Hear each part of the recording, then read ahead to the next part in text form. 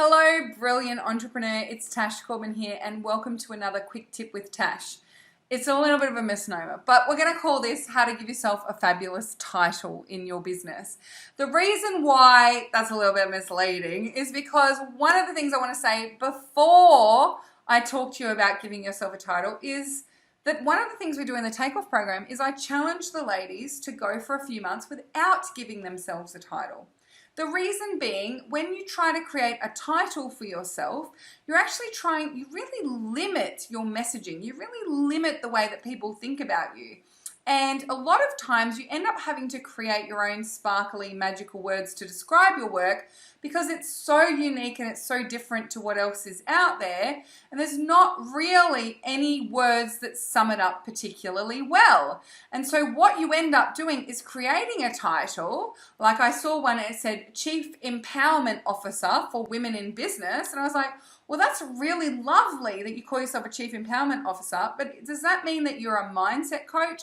Does that mean you're a business coach because you work with women in business? Do you do marketing? Like, I don't actually know what you do when you call yourself a Chief Empowerment Officer. So rather than trying to give yourself one snappy title, one sparkly title for yourself in your business, why not try not giving yourself a title? Now, whenever I ask people ask me this question, I ask them, what's my title? I get different answers from different people because I don't necessarily have a business title or a title that I give myself. I say that I'm a business coach and mentor for heart-centered women in business. Sometimes I'll say I'm a lean startup specialist. Sometimes I'll say I'm a business strategy expert. Sometimes I'll say I'm the curator of the Heart-Centered Business Conference. The way that I describe what I do and who I am is different depending on context.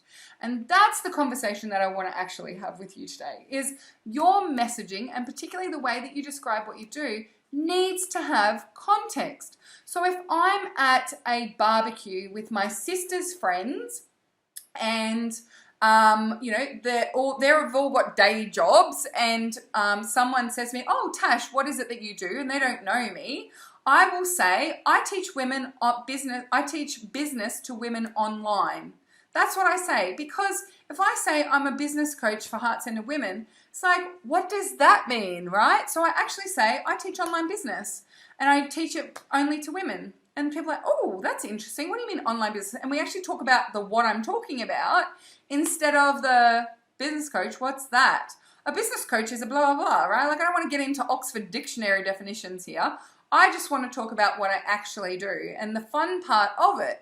And so I talk about my business very differently there than I would if I was, for example, going to a networking event for women in business. Now, earlier this year, I went to the Hay House Writers Workshop. And very quickly, when I was there, I recognized that most of the people in the audience either were very early in startup or didn't actually have a business. They wanted to write a book and they thought that the book would grow the business or create the business, or they were in startup in business and they wanted to learn about using a book to grow their platform and to grow their business. And so when people asked me at that event, what is it that you do? I said, I help women starting out in business to grow their audience quickly. Now, the reason why I said that was because I knew that's exactly what this particular audience wanted from me. It's just one thing that I do, but it was the most relevant, and I spoke to the context of what I was doing and who I was talking to. That therefore got their ears pricked up, and I talked about all the things that I did in my business. The next thing that I would talk about is the fact that I curated a group of almost 30,000 women online. And that was like, oh, wow. So you help people get reach really quickly and you have 30,000 people in a Facebook group. So you've actually achieved the thing that you're talking about.